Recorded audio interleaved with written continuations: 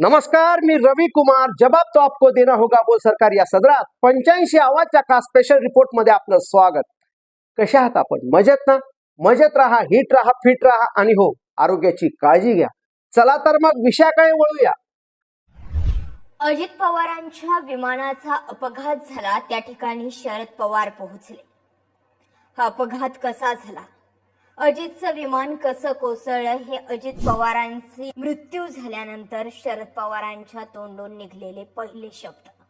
अजितचं विमान कसं कोसळलं. सगळीकडे वेळेवर पोहोचणारा माणूस आज चुकीच्या वेळी गेला, अशा आशयाचे पोस्ट, अशा आशयाचे मजकूर फक्त कार्यकर्ते किंवा राजकीय व्यक्ती ठेवत नाहीयेत, तर आज सगळ्यांचे सोशल मीडियाचे स्टेटस एकच: वेळेवर पोहोचणारा माणूस आज चुकीच्या वेळी गेला. अजित पवार गेले ते एक आकस्मिक निधन म्हणून पाहता येईल की हा घातपात झाला, या स्वरूपाच्या चर्चा सोशल मीडियावर रंगताना दिसतात. याआधीही गोपीनाथ मुंडे, आनंद दिघे आणि आता अजित पवार, अनेकांच्या मृत्यूबाबत शंका आणि फक्त प्रश्नच निर्माण होत राहिले. प्रश्नाला प्रश्न जोडायचा जर ठरला तर व्हीआयपी लोकांचं हे व्हीआयपी विमान, ज्याच्यामध्ये 2-2 पायलट असल्याची माहिती, स्टँडर्ड किंवा व्हीआयपी लोकांसाठीच या विमानांचा वापर केला जातो, अशी या विमानासंदर्भातील माहिती. मग अजित पवारांसोबत जे घडलं ते कसं घडलं? अजित पवारांसोबत आणखी 4 जण गेलेत. प्रश्न असा आहे की अजित पवारांची ही अकाली एक्झिट हा नियतीचा खेळ होता, नियतीचा घाला होता, की ठरवून केला गेलेला प्लॅन? हे प्रश्न माझे नाही, सोशल मीडियावरती प्रचंड या प्रश्नांची सरबत्ती सुरू आहे. आता या विमानाचा जो ब्लॅक बॉक्स आहे तो शेवटच्या 3 मिनिटांमध्ये काय घडलं हे सांगू शकेल. गेल्या काही दिवसांपूर्वीच्या राजकीय हालचालींवरती जर नजर टाकायची जर ठरली तर सुरुवातीला नगर परिषदांच्या निवडणुकांमध्ये एकनाथ शिंदे विरुद्ध भाजप हे वॉर दिसलं, पण त्या निवडणुका होत्या त्या संपल्या आणि ते वॉर शमलं. त्यानंतर पुणे आणि पिंपरी चिंचवड महानगरपालिका निवडणुकांच्या निमित्ताने अजित पवार विरुद्ध भाजप आणि भाजप विरुद्ध अजित पवार हे वॉर सुरू झालं होतं.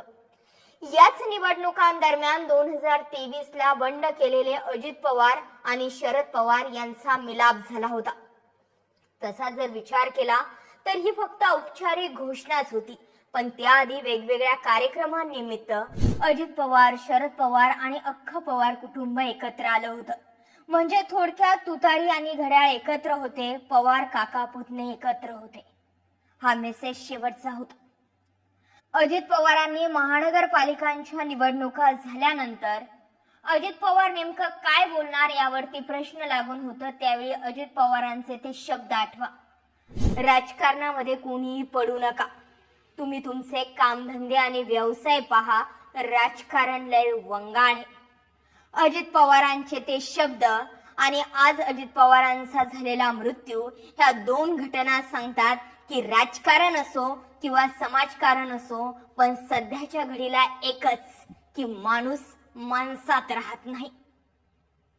अजित पवारांचा मृत्यू, अजित पवारांसोबतच्या विमानाला झालेला अपघात हा बारामतीत घडला. बारामतीच्या लोकांचे स्टेटस बघितले. बारामतीकरांना हक्काने गृहीत धरणारे दादा आज बारामतीकरांमधून निघून गेलेत. बारामतीकरांवरती शिक्का अजित पवार स्वतःच्या नावाचा लावत होते, कारण बारामतीकरांसाठी तेवढं अजित पवारांनी पेरलं होतं. पण आज दादा त्यांच्यातून निघून गेल्यानंतर अनेकांचे स्टेटस एकच की बारामतीचा माणूस आज बारामतीतच विलीन झाला. मेल्यानंतर खाली जे काही उरलंय त्यामध्ये कागद होते आणि हे कामाचा माणूस शेवटपर्यंत कामच करत राहिला, असे हे स्टेटस दिसले. ना अंगावर कपडे राहिले, ना पाणी पिण्यासाठी शेवटचा चेहरा राहिला. प्रश्न असा आहे की या राजकारणानं सगळं काही उद्ध्वस्त केलं. शरद पवारांनी घटनास्थळी जाऊन केलेली चौकशी आणि झालेला एक महत्वाचा खुलासा. अजित पवारांचं विमान हे लँड झाल्यानंतर त्याचा स्फोट झालेला नाही, तर ते जे समोर आलेले सीसीटीव्ही फुटेज आहे ते सांगतंय की अजित पवारांचं विमान लँड होण्यापूर्वीच त्याचा स्फोट झाला. आधी जाळ दिसला आणि मग धूर दिसला. अजित पवारांच्या अंगावरती शेवटची चादर टाकणारे सुद्धा बारामतीकरच ठरले. अजित पवारांची ओळख त्यांच्या हातावरील घड्याळावरून आपल्याला पटली असं बारामतीकर आणि तिथले गावातले लोक सांगतायत. शेवटी बारामतीचा माणूस बारामतीतच विलीन झाला.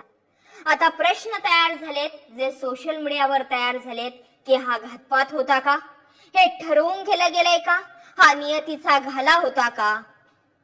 की ठरवून केला गेलेला प्लॅन? आनंद दिघे, गोपीनाथ मुंडे आणि आता अजित पवार. अनेकांचे मृत्यू संशयाच्या भोवऱ्यात. तांत्रिक बिघाड होऊ शकतो, पण एवढ्या मोठ्या VIP विमानाचा कसं शक्य आहे? अंतरही खूप दूरचं नव्हतं. त्यामुळे हे सगळे सोशल मीडियावर उपस्थित होणारे प्रश्न, चौकशी अंतीस यातून काय आहे ते स्पष्ट होऊ शकतं. पण या सगळ्या घडामोडींकडे पाहिल्यानंतर एक तर समजतंय, राजकारण असो, समाजकारण असो किंवा काही असो, या क्षणाचा विचार करा. पुढच्या 10 वर्षांचा, 15 वर्षांचा करू नका.